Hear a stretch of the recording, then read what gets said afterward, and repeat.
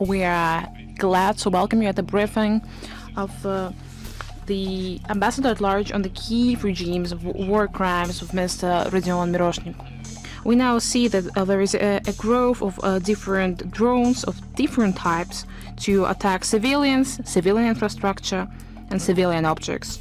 Employees of Agro-Belagorye fabric in Belgorod region. At least 3 arms were until commission of the State Duma and on the Federal Council have been preparing a report on information of crimes of Kiev regime, which will later on will be sent to the international organizations all around the world. Your words are basically drowning in the information chaos. Don't you think? You all know this book very well. Good afternoon, dear colleagues. We are glad to welcome you at the briefing of the Ambassador at Large on the Kiev regime's war crimes with Mr. Rodion Miroshnik. During today's event, we are going to present new facts of the most heinous crimes of the Kiev regime and its sponsors on their violations of international humanitarian law of the very first months of 2024. And after my introduction by Mr. Miroshnik, you will have the opportunity to pose your questions, which should be relevant to the agenda. I would also like to draw your attention to the fact what we are going live and what this briefing is being interpreted into English, French, and Spanish. Please, the floor is yours. Yes, good afternoon, ladies and gentlemen, and thank you for the opportunity to share the data which we have been collecting for a while. This data is based on the material which is being prepared by the local authorities as well as the divisions of agencies and investigative bodies of Russian federations, and all of the facts I'm going to present have been verified. The facts which have been analyzed by us of the Kiev regime's crimes let us focus on several peculiarities which I would like to draw your attention to. From the very beginning of the year, we have seen a tendency of growth in the number of victims among civilians who are killed or wounded as a result of a shelling by the armed forces of Ukraine. This are the shelling of civilian infrastructure and civilians at large. This growth is directly linked to the growth in the shipments of the AFU's equipment by the West and the bombing the civilian infrastructure. Lately, Kiev has received foreign arms, and it has official authority to use it against Russian regions. They see it as a guarantee of impunity from the West, as we are violating IHL. The victims of those crimes are minors, women, the elderly. These are all civilians. They have nothing to do with the armed forces or security forces. Recently, schools, universities, and other educational facilities have been shelled in a very brutal fashion. We could only have escaped the tragedy due to the fact that children are now studying through distance learning, and all schools at the frontier do not hold any exams offline. We now see that there is a growth of different drones of different types to attack civilians, civilian infrastructure, and civilian objects. The majority of all of those UAVs are foreign ones, or they are fabricated at Ukraine with details which are shipped from the West. It looks like the following. We see what this is basically UAV chasing civilian transport, because we are following civilian cars, buses, and they shell them. Targets are families with children or those people who are executing roadworks. UAVs are being used by Ukrainian Nazis to shell the agricultural equipment of the Russian regions, as well as the construction transport, which is working at establishing the infrastructure after shelling. And the American, British, and French long-range missiles, which has been transferred to the Ukrainian killers, is used to shell civilian infrastructure. The freedom of speech and the factual information about the events on Ukraine are also another target of the Ukrainian dictatorship. And the Nazis are executing killings of Russian journalists. They're keeping them hostages. It's now a trademark of the Kiev regime to conduct crimes and extrajudicial killings. That's what they're doing at the official level. In accordance with the collected data from the January the 1st up to June the 13th of 2024, at least 2,547 civilians have suffered at the hands of Ukrainian Nazis. 2,082 people have been wounded. 465 have been killed. At the same time, the number of wounds and the killings is only growing. From in the first quarter of this year, 1,012 people were wounded or suffered, but 1,555 people suffered at their hands in the second quarter. So basically, there is a tendency of growth. And from April to June, 264 more civilians were killed. The number of arms which have been fabricated and manufactured by Ukrainian militants is now amounting to 42,000, and to be more precise, is 41,706 arms, or it's about 230 bombings of civilian infrastructure, hospitals, kindergartens, and social centers. I'd like to admit that in the second quarter of this year, the armed forces of Ukraine have changed the arms they use, because now they're using long-range missiles and drones of different modifications. At the same time, the NATO arms which they're using are still leading in the number of the lives they are taking, as well as the number of civilian objects of civilian infrastructure which they destroy. I will give you certain examples. A man of 79 years was killed on April 7th in Donetsk because he did sports outside, and he was killed by the AFU.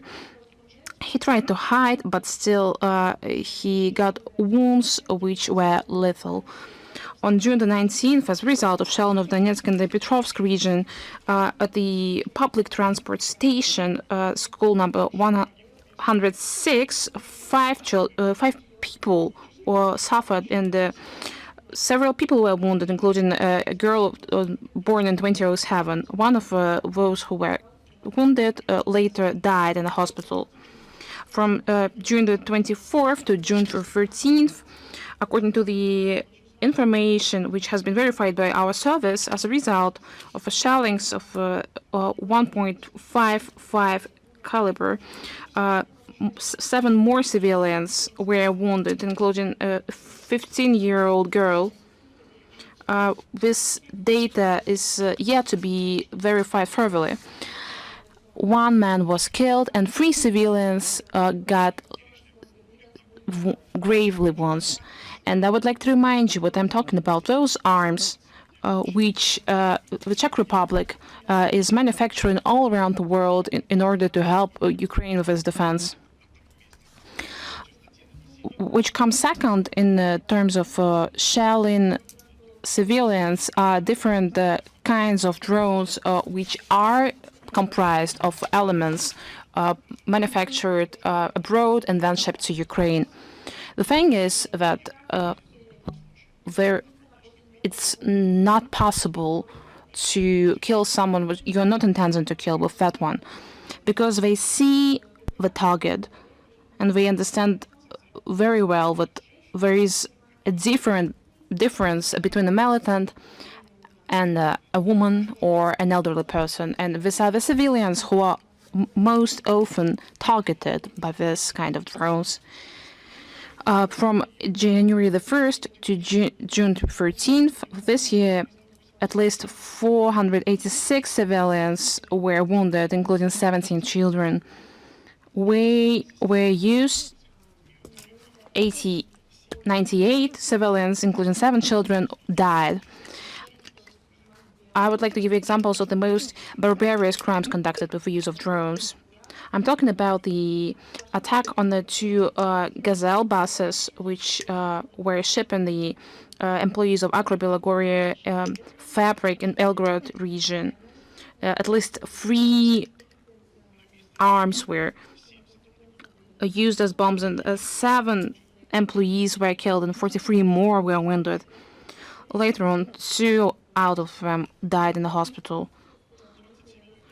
On May 27, in the Livni of Orlovsky region, Ukrainian drones attacked the civilian gas station and the employees of the Ministry of Emergency Services, which arrived to help. As a result, a driver of a civilian car died, and 3 more people were wounded. The militants of the AFU used more than 5 target drones of different modifications for that crime. Which comes third in crimes against civilians are the system of reactive artillery, or MLRS, which are manufactured online. I'm talking about Vampire MLRS, as well as American HIMARS GMLRS systems, and many more. So that's what it looks like when an MLRS is used to strike against a yard. More than 12 arms were shot out of an MLRS. As a result, a woman was killed. On that day, 29 civilians were wounded, including 1 teenage girl. After the United States continued to ship more arms and infrastructure to Ukrainian militants so that they could use it against Russian regions, we were used to strike against civilian residence houses, those places which are frequented by many people and the objects of civilian infrastructure. And now you can see a residential house which had been hit by an ATACMS rocket in Lugansk. 6 civilians were killed and more than 60 people were wounded. Here you see Shebekin and Belgrade region, which had been hit by the West. You can see that the driveway is basically falling down like a house of cards, killing 5 people. And here you see the Sevastopol, where on June 23, an ATACMS rocket arrived, which later on targeted families with children, and 4 people were killed and more than 150 were wounded. Several of them have to be evacuated to Moscow for further treatment. On June the 20th, in Yubileny, settlement was targeted by a French long-range missile Scalp. Several houses went on fire, and more than 10 civilians suffered.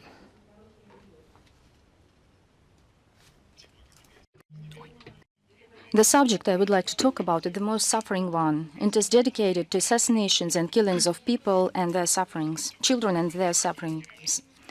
Today, what the Kiev regime is making to the children in the border territories is no less than genocide. The Ukrainian militants deliberately kill our children. They place unbearable living conditions for the minors who are living in the front zone. Following the Parliamentary Investigative Commission, more than 130,000 children living in the regions suffered from the Kiev regime. Only since the very beginning of the year, since January 1st and June 30, 2024, at least 143 minor were wounded and 40 died. On April 9th, in Klimovo village of the Bryansk region, when the village was shelled, a 12-year-old boy died. He was returning home on his bike from school, and at that very moment shelling began. The munition was exploded some 2-3 meters away from the child, and he was mortally wounded and died on the scene. On April the 10th, in the settlement Apanasovka, the Kursk region, the Ukrainian drone attacked a civilian car, and a bomb was dropped off. At the very attack, a father and his 2 young daughters of 9 and 12 years were in the car, and they died. Their remnants were found in this car. A few years ago, in the settlement Gradisha in the Kursk region, the Ukrainian drone was dropped off ammunition where a family of 5 children died, including 2 children, a girl, a 2-year-old girl, and a 4-year-old boy. All these assassinations and killings of dozens of children are committed by the Ukrainian army with the use of the Western weapons amid cynical statements of the West on how they care about the Ukrainian orphans who allegedly were kidnapped, but in fact were saved by our military. So in this regard, I would like to once again bring your attention, as our commissioner, presidential commissioner for the children's rights, Maria Lvova-Belova, stated, children are transferred to their families, including only into foster families. There is no word of adoption, and the decision whether to stay in the foster family is up to the child. At the same time, the very important work of such commission is the reunite families, the children with their families in the territory of Ukraine and other countries. So Maria Lvova-Belova managed to reunite 70 children with 52 families in Ukraine. Along with that, with all this fake child care of the West, I've heard no word demanding to bring to justice the Ukrainian militants who kill our children. By the way, many of the suffered children are Ukrainians as well, but their destiny does not care the Western politicians. And all the information I'm providing to you, which are officially transformed through diplomatic channels, is not reflected in the reports of international organizations. Instead of stopping this bloodshed and preventing child deaths, these organizations have suddenly become propagandistic, following the orders of the West. Right now, the Kiev saw another scandal where the Ukrainian Commissioner Dmitry Lubinets states the use by the Ukrainian officials of orphans as a cover to flee abroad from total mobilization. Lubinets himself cites the following figures. In terms of evacuation to Germany from the Center of Social and Psychological Rehabilitation number 1 in Kiev, 68 children orphans were sent. But to the former camp in the city of Wuppertal in Germany, only 55 children got. And so the 13 other Ukrainian children are lost.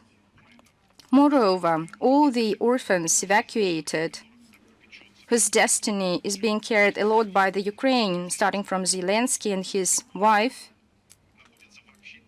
are almost neglected by the Ukrainian authorities or organizations. They are completely under control of the social services of Germany. We insist the European human rights organizations and all those who vehemently are stating about their care, that they care about the destiny of the Ukrainian orphans, to conduct a thorough investigation into this blatant incident when dozens of helpless orphans found themselves somewhere lost in the civilized Europe, and then to investigate another 100 of such cases of disappearances of Ukrainian children under the guise of the help to orphans who are neglected for years, because they cannot be blamed of such crimes. Yet another crime committed over the past months by Ukraine. These are assassinations of Russian journalists who performed their duties at the front line. Zelensky knows quite well the media sphere and knows the cost of the truth. That is why the Kiev regime declared and is gunning for military reporters and journalists. And the first case happened on April 9th in the city of Kremenna in Lugansk Republic. The shelling filmed, there was a shelling on a film crew of the municipal channel. A cameraman was wounded, and when the group was quitting this place, they were shelled once again. In June, there were several tragic events. On June 13th, in the Nikitovsky district of Gorlovka, under the shelling was the Russian film crew of NTV channel, claiming life of the cameraman and injuring Alexei Yevleev. 3 days after this assassination in the region of Nikolsky Monastery under close to Ugledar, in performing the professional duties, a cameraman of News.ru, Nikita Tsitsagi, was killed. He was killed by a bomb dropped off from a Ukrainian drone. Be it another case, these crimes would have been enough to initiate a number of international meetings with introduction of sanctions and restrictions against the dictatorship regime. But not in this case, when the Ukrainian criminal dictatorship is an integral part of Western curators and governments. To prove that Zelensky's regime is a full-fledged criminal dictatorship, let me cite some other information which show that this regime is underpinned by oppressed freedom of speech, manipulation of conscience, and politically motivated persecutions of those who show dissent.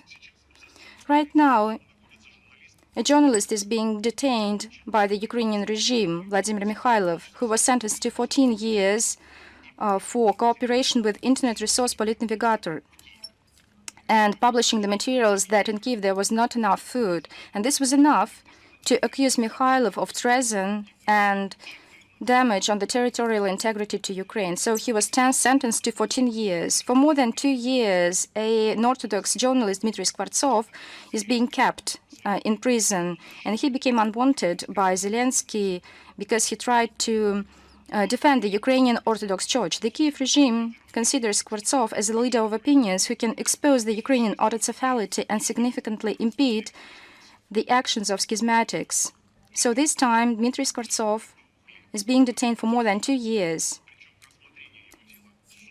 And the court has not proceeded even to start and consider his case. Since March of this year, the priest of the Ukrainian Orthodox Church, Sergei Chertsilin, is also detained, who serves his services, and then he moved to Kiev and advocated the actions of the Ukrainian Orthodox Church.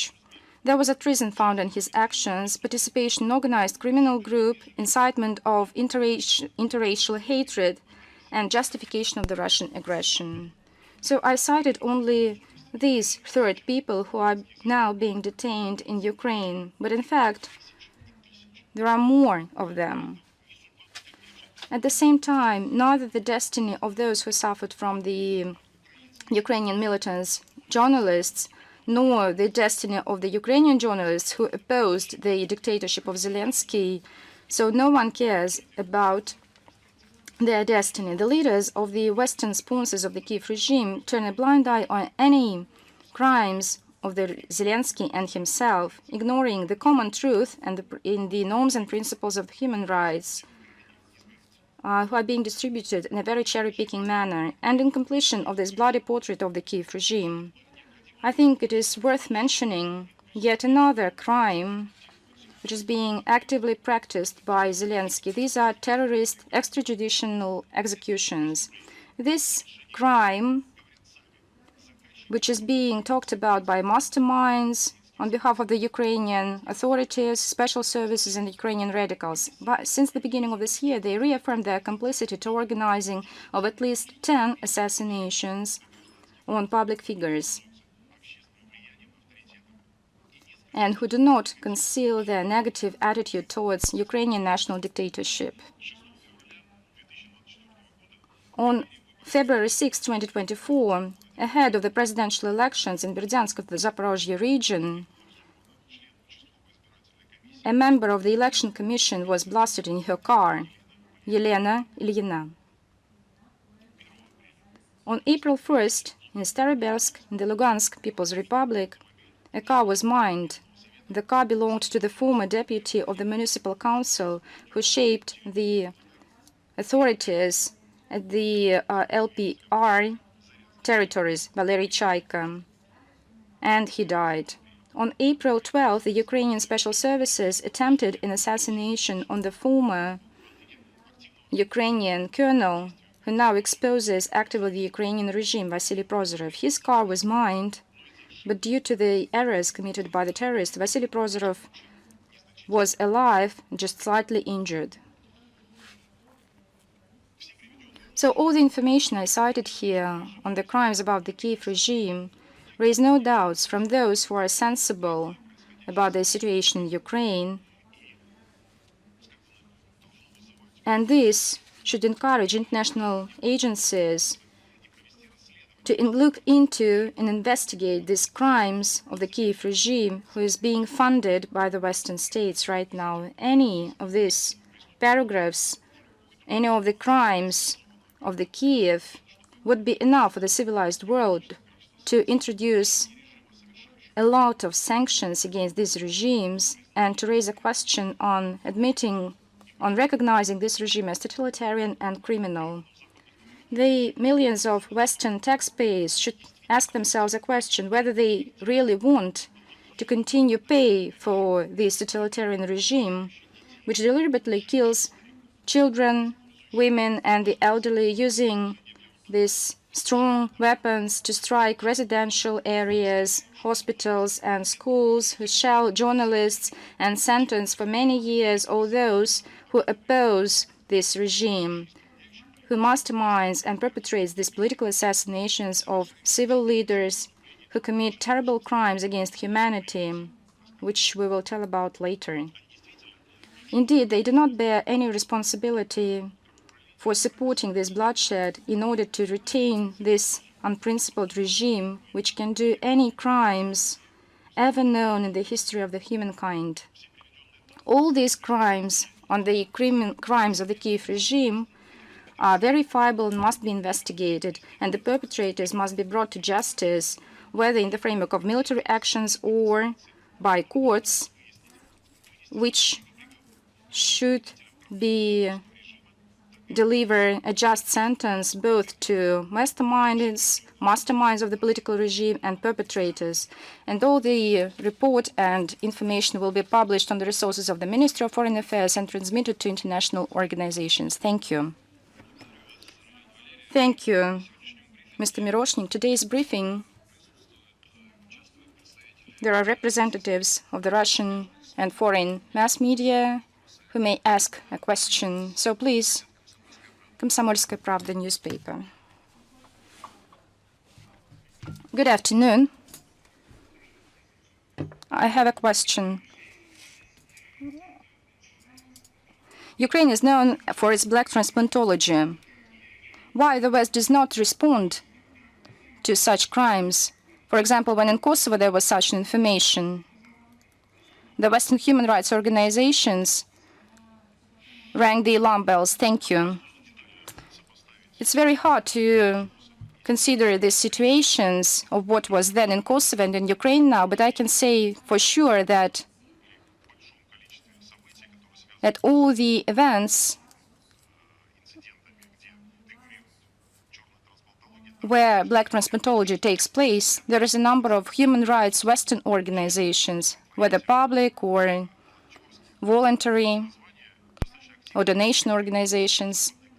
And these are quite known organizations in the Western media. The Minister of Foreign Affairs is not an investigative authority, so I might say just a number of facts which were revealed at the liberated territories right now are being recorded and investigated by the investigative authorities. So we need to take some time so that to fully investigate these cases. Otherwise, these semi-facts or unverified information would be impossible and inadequate. Because at this very stage, we have a lot of information on the children who were kidnapped or evacuated illegally beyond Ukraine and whose destiny is unknown. The children who received the birth certificates where instead of their relatives, there was a record that they are orphans and they are prepared for kidnapping or for evacuation. We went via transit through Poland, and when we disappeared in the territory of Europe, and such incidents when Ukrainian refugees are stripped of their parental rights are now numerous. I have already talked about that in my report by the human rights organizations of the West, which are so popular, and the official organizations of the West, which have governmental participation, only take interest in the fates of those children who we can later accuse Russia of committing crimes against. As for the rest, not only is it being swept under the carpet, but we're not looking into the cases which have to do with these children. Because when you look into these cases, you can see who orchestrated this crime, and I think you know very well who are the orchestrators. Thank you. Thank you. Is the Moscow Post here with us? Yes, good afternoon. We have two questions, if you allow us to pose them. First of all, we have received data on the crimes of the Kiev regime in Bucha, and does Russia or any neutral or friendly states have information regarding this? And if so, are they ready to share this? Or is this it, or what's the second question? Sorry, I cannot hear you. Yes. Yes, second question, please, so what we can answer them. Everybody has forgotten about the rocket shelling of the AFU against the railway station in Kramatorsk in April. And even the Western media said it had nothing to do with Russia. But is anyone looking into the terrorist act? Or is there any data regarding that in your hands? The events in Bucha, which you have talked about, we have already talked about this numerous times. We have said that this was a stage barbarous show, and it was staged by the Kiev regime. The statements made by France or Great Britain, what they sent experts there, what they conducting criminology. Well, this led to no result, but we can have no access to this territory. We have no access to the crime scene, and that is why we cannot conduct an investigation on our own. At the same time, we have reports which the investigative community of Russia shares with us, and it has risen many questions which have to do with the staged nature of this crime. We see where those people were just laid out around there. We did not fall down. You can see it from the pictures. You can see it in the videos. Those pictures are very different from each other, and our experts can only analyze videos and photos of the crime scene. But I think what on the part of Ukraine, we're doing everything what it takes to cover up the consequences of this stage show. And let me remind you that basically no other event in Ukraine ever since Maidan have not been looked into officially. There have been no official investigation. There is no data which can be verified. Those events are basically the crimes of the Kiev regime, but nobody is looking into these cases. We, at several international organizations, international platforms, we have asked to be given a list of those people who were wounded or killed in Bucha, but we have never received any kind of list of people who were wounded or killed in the tragedy of Bucha. I think it will take more time and more opportunities which will only arise in the future, which will allow us to look into those cases and carry out a sentence what will allow us to understand who was the orchestrator and the perpetrator of this horrible crime. We all know very well why it was staged, because it had to put an end to the negotiation process in Istanbul. However, as of now, we do not have any opportunity to give some kind of a precise answer to that. And I'm talking about the investigative committee of Russian Federation, other investigative agencies, because we have no access to the crime scene. In the Kramatorsk, the situation is more or less the same, because we see that a rocket, which is not used by the Russian army, was used there. The rockets, the strike was conducted by Tochka U, which is used by the armed forces of Ukraine as of moment. That is why we can not conduct an investigation either, because more than 50 people were killed during the event, but it is still hard for us to find out who are the perpetrators, because the Ukrainian authorities are getting in the line. I have never heard any an Ukrainian ally who are so important to them and who sponsor them. I have never heard them say that they would like the Ukrainian authorities to conduct an investigation. No foreign or international expert have been engaged in finding out what this crime was all about. Thank you, thank you. Dear colleagues, do you have any more questions? Voice of the Fatherland or Голос Отечества is here. I'm sorry, I'd like to give the floor to Ashak News. Yes, good afternoon. Thank you for inviting us. And as we all understand, the Intergovernmental Commission of the State Duma and on the Federal Council have been preparing a report on information of crimes of Kiev regime, which will later on will be sent to the international organizations all around the world. So, Mr. Miroshnik, please tell us, when are you planning to send out this report? Are you going to send it to the United Nations or any kind of other international organizations? Thank you. I would like to check the technical side of this question, but I have already said we have spoken about this at the Federal Council and the State Duma. We have come to certain conclusions, and this report has been translated into several languages. Later on, it was sent via those channels which were listed in the decision of the Federal Council, so it only has to do with the technical side of the matter now. I think that it is up to the parliaments which have received it to look into it further. The representatives of our delegations in the Human Rights Council and OSCE in the United Nations, we have all the data at their hands because we received it basically on the day we have sent them out. The reports were published in several languages. We are going to be used now on this data, unfortunately, because I have been giving you some data. I have been giving you numbers, and all of those data which have been collected in the parliamentary investigations are unfortunately incorrect because there's already a certain growth. I have already said that more than 140 children have been killed since the beginning of the year. 143 children were killed, and this is what we know. This is what the investigative agencies know. This is the data we collect, so what we can present it on international platforms. Unfortunately, you see that there is no positive change because Ukraine feels no responsibility whatsoever in killing children, the most sacred thing out of all.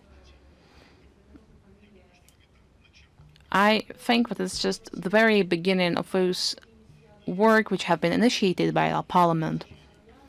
I must admit that we see new crimes being conducted by Kiev regime each and every day, unfortunately. Thank you. Thank you. Voice of the Fatherland of Голос Отечества. Yes, now up to you.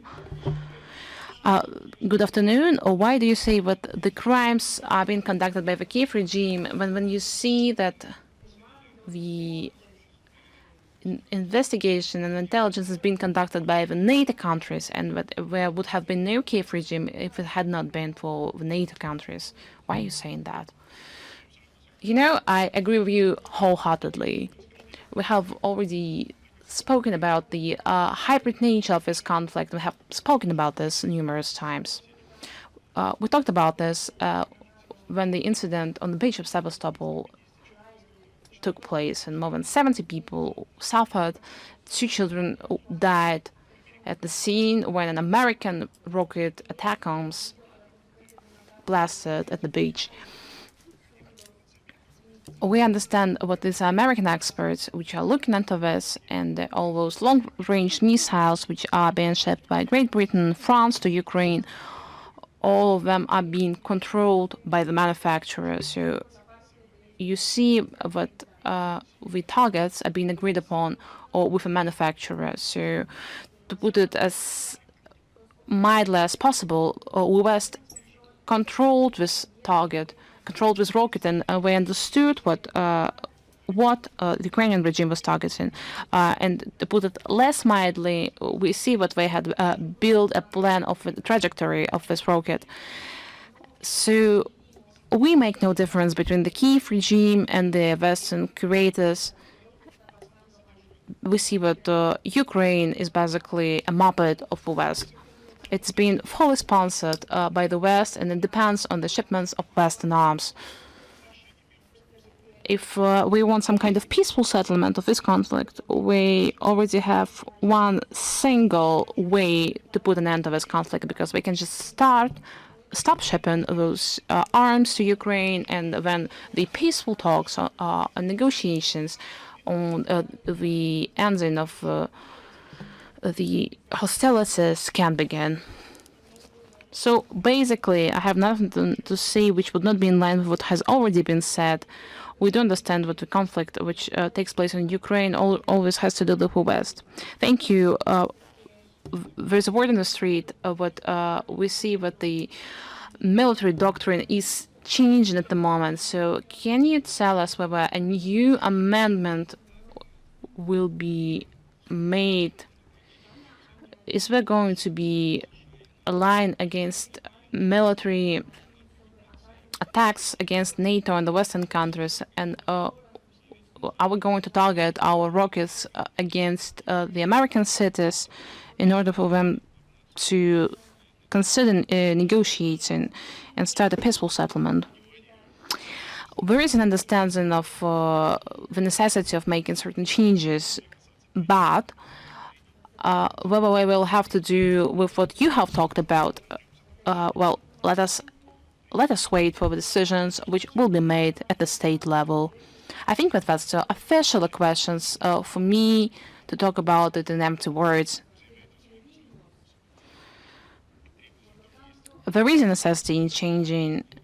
There is a necessity, and we are already working on that.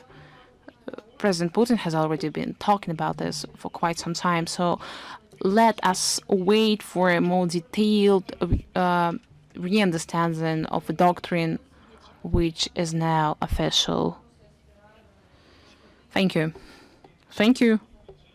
The third question is, are you going to cancel the sovereign state of Ukraine, and is the Minister of Foreign Affairs ready to act as a plaintiff in the case of canceling the sovereign state of Ukraine? Because we see that there is an independent state which is hostile to us on the territory of our parliament. I'm sorry, but I cannot comment on your rumors. As for plaintiff, you know what? It's even a more serious question, and it's more complicated. I would like you to adhere to the topic of today's briefings. Dear colleagues, will you have any more questions? Yes, the Maria Islands of Russian communities. Mark, the floor is yours. Mr. Miroshnik, you know, your words are basically drowning in the information chaos.